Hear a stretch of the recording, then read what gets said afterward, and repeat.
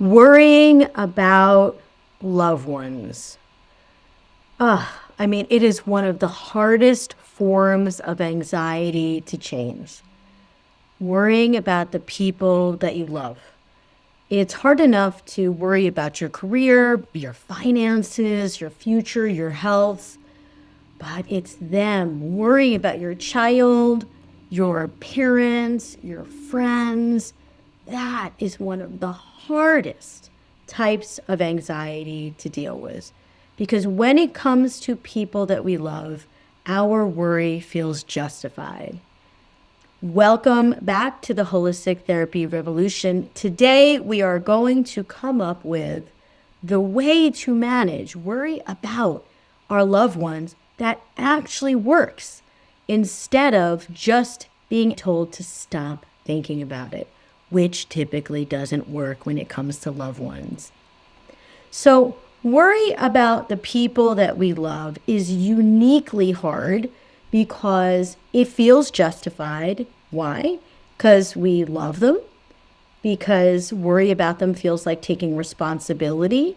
It feels like caring about them, and it feels like we should be doing it, right? If they're suffering or there's something going on with them, or there are any concerns or cautions about them, we feel like we should be worrying about them. And yet, it is one of the most painful, powerless, and exhausting mental states that we can live in. So here's where I want to gently challenge something. Because if you've ever been in therapy, or if you're a therapist yourself, you have probably engaged in pretty typical mental layer CBT or cognitive behavioral therapy approaches to worry and to worrying about, let's say, a loved one. It might be the therapist or you and your own self-growth seeking might aim to just try to change the thoughts that you have, or challenge whether there's any facts behind it, or challenge cognitive distortions that you might have about the thing you're worried about, or replace it with a more rational belief. And all of them are great approaches and may help in many areas. When it comes to the worry we have about loved ones, these tools typically are less effective and they kind of fall apart. Why? Because when your child is struggling, when your partner's hurting, when your mom is sick, when someone you love is suffering, you don't just think differently. Your whole system is activated. Your body, your emotions, your nervous system, your sense of control. And so when somebody says, well, change the thought, or your thoughts aren't helping, or, think positively about it, or, just remember that that's a feeling and not a fact, you might find yourself saying, I would gladly change the way I'm thinking if I only could, but it's just not working. And I keep looping back to this worry because of how much I care about my loved one. So this is where we need something more. And it's one of the reasons why I created the advanced holistic counseling and coaching model. It's the reason why I train people in it, because sometimes we need things that go way beyond cognitive strategies. We need approaches that are emotional, that are somatic, that are energetic, that are spiritual, because worry is not just a thought problem. It really becomes a whole energy state. And I happen to know this personally. As you know, just about every single tool that I teach, I have practiced on myself. I've made sure that it's effective. I've made sure that it works.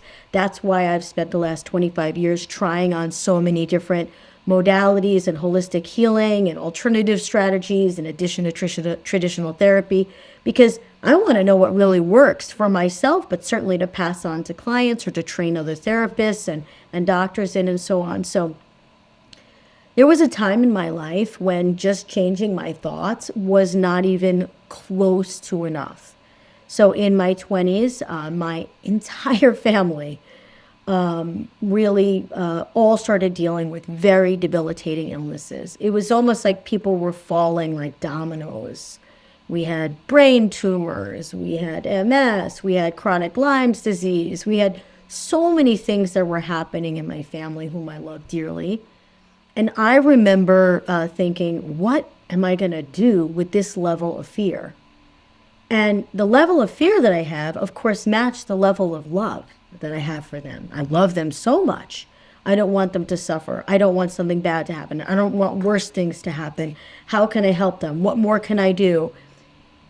Because I could just think my way out of how concerned I was for them. And I'm sure some of you can relate to that immediately. Whether you're doing that all the time, maybe that's a chronic state for you, or maybe it's a temporary state that happened that got activated by something hard happening in one of your loved ones' lives. And then later in life, when I had my own children, my son was a pretty shy toddler, and I perceived that that was causing some struggles for him, or could cause future struggles for him.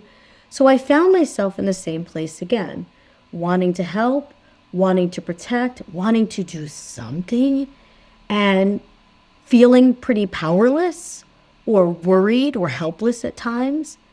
And I'll share more about what I did later in the episode, because what I discovered really changed everything for me, and also became one of the tools that I teach people when they want to become more holistic therapists that have a huge tool bag of tools to help their clients and to help themselves.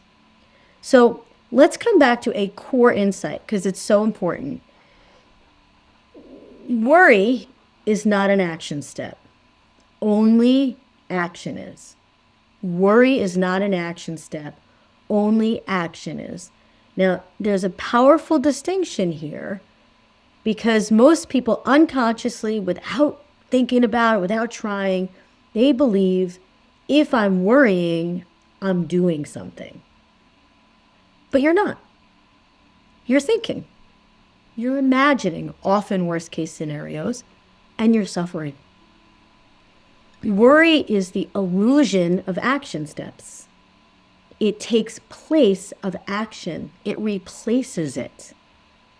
So let's take an abstract example. Let's imagine that you're worried about money, okay? And there are actual steps that you can take in order to be able to deal with the fact that you're worried about money, right? You can find ways to make more money or brainstorm about that. You can reduce your expenses. You can ask for help. You can work with a budget. You can hire a professional to help you figure out what to do. You can learn something new. You can get a side hustle. You can create a plan. Those are action steps.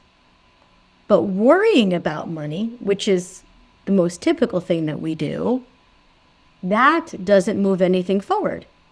That just keeps your nervous system activated. So you're having all these fear-based thoughts. It's activating your nervous system into a stress state. This typically makes us have even less creative ideas because our neocortex doesn't work as well when we're stressed. We're experiencing more adrenaline in our bloodstreams. We might even become more paralyzed or, tired but wired. But none of those things are actually moving us forward, right? That is one of the most significant problems with anxiety and worry. And yet the mind keeps returning to it over and over again because it feels like engagement. It feels like responsibility. It feels like doing something. Because if it was off our mind, we might think, oh my gosh, I'm not thinking about it. I'm not worrying about it. I'm not doing anything about it. But so worry becomes the actual surrogate for action steps. It becomes the things that we're doing the most often. But here's the truth. If it's not creating movement, it's not an action step. So now let's go one step deeper. Because when it comes to our loved ones, worry takes on a completely different meaning. So here's the second insight. Worrying about others is love turned into fear. Worrying about others is love, the love we have for them that is so powerful, and turning it into fear. And this is where everything shifts. Because when we worry about somebody we love, we are not starting from fear. We're starting from love. We love them. We care about them. We love them so much. We want them to be okay. We don't want them to suffer. But when something happens, we begin to imagine. Our minds start thinking about what could go wrong. What if they don't succeed? What if they get hurt? What if they're not thriving? What if people don't like them? What if they're sick? What if they die?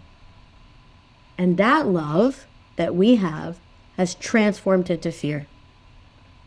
The love that was so powerful and beautiful has turned into fear. And here's the part that most people, don't realize just by accident. They just don't know. Worry doesn't just stay inside of you. It's not just like right here being compartmentalized. It becomes the whole energy that you're relating to that person and maybe to the world with, because it starts to become more prominent. Now, if you believe in energy, if you understand how energy works, if you believe in energy healing, you believe in how energy might shape some of the things you experience in life, this is going to resonate deeply. But if you don't, no problem. It's okay too. I teach a lot of tools to people that are holistic tools that don't really believe in a larger holistic picture. And that's fine, because very often the holistic tools work. So because they work, it doesn't really matter if they have beliefs that fall into that category. If the tool works, people are excited to use it because it produces relief or it produces results for them. So this works either way. So you don't have to be a believer, but I will tell you that on this podcast, we're going to be talking about how to use energy and energy healing and spirituality in our own, self-growth practices, but also specifically for therapists and healers that are working with people that can help them to do their work in ways that are a little deeper, a little more expansive, but still following their licenses and their ethics, which is such an important part when you're starting to incorporate energy healing and spirituality into sessions. So let's get back to my son. When my son was little, he seemed to be a pretty shy kid. And there's nothing wrong with shyness. Shyness is just a perfectly fine quality for anybody to have, to be a little bit more reserved. But there was some concern, maybe on my end, and my husband's end, that it might be holding him back or making him feel a little less confident or a little less engaged, maybe with other kids or something. So it was something I started to be a little concerned about, and I wanted to do something about. And I noticed something at this time, which is, I could sit there and just worry about him, or I could try to do something different. So I will tell you that we did some very practical action steps. And frankly, I feel like they were all really important practical action steps. Right? We took action instead of just worrying. For example, we put him in karate at a young age. We put him in preschool at a very young age so that he would be around a lot of other young kids. We put him in other sports at a young age. We supported him. We loved him. And we gave him some tools along the way. So we did some really practical things. And I felt really confident that those things would help, and they did. But at night, when I would lay down to go to bed, I was worrying. And sometimes during the day, I was worrying. My mind was busy on worst case scenarios. My mind was busy on, how he feels. Is he okay? Is everything going okay when I'm not around? The pretty typical worries that parents have about their kids. And mine was, bothering me and also taking over sometimes at night, making it hard to sleep. You've been there. I'm sure you understand. And so I started doing a simple practice at night. And this is something I'd really like you to hear. When I would lay there at night, I started realizing that my thoughts were focused on what I didn't want for him. Holy smokes. When you realize that you are sitting down thinking about all the things you don't want to happen to somebody, it is alarming. Like, oh, my worry, I'm just thinking about what I don't want you to experience. And so that's what's in my mind as I'm drifting out to sleep. It almost sounds silly when you point it out, right? So I decided to change that. And I started to focus on my heart because that was where I felt these feelings. And I focused on my heart. I would imagine my heart filling up with this pink light of confidence and self-love. And then I would imagine this light drifting out of me and going into his heart while he was asleep in bed. And I would imagine I was filling his heart up with self-confidence, with self-love, with self-assurance, with strength. I would picture him strong. I would picture him, having a great time, feeling confident with everybody that he came into contact with. I would picture him at ease in the world. And I started to change what I was thinking about at night by thinking about what I wanted for him instead of what I didn't. And I would send all of this from my heart to his heart. I would say, I am confident. I love myself. I connect with people. And I would just send that from my heart to his heart every night. Now, here's the important part.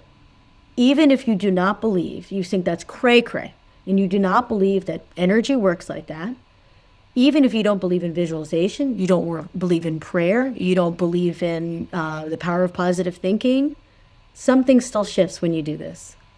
Because instead of sitting in helplessness and worry and concern, I was feeling powerful. I felt like I'm helping. I am sending him all this positive messaging. I'm sending him all of this beautiful energy while he's sleeping. And instead of just feeling fear, I felt like I was actively choosing love and actively choosing what I wanted him to experience. And that helped me to fall asleep easier, but also very much may have helped him.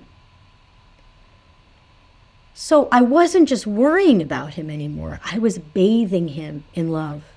I was bathing him in self-confidence. I was bathing him in self-assuredness and self-love. Instead of bathing him in my fear that I was projecting onto him, right? It seems so silly when I think about it. And yes, I did take those real world action steps, all the ones that I mentioned before, the karate, the preschool and everything, supporting him, guiding him. But this inner shift, it changed everything about how I showed up. And that is a big key here, because the worry says, I'm afraid something bad's going to happen to you. And love says, I'm here. I love you. I believe in you. I hold you in your strength. I see you in your strength.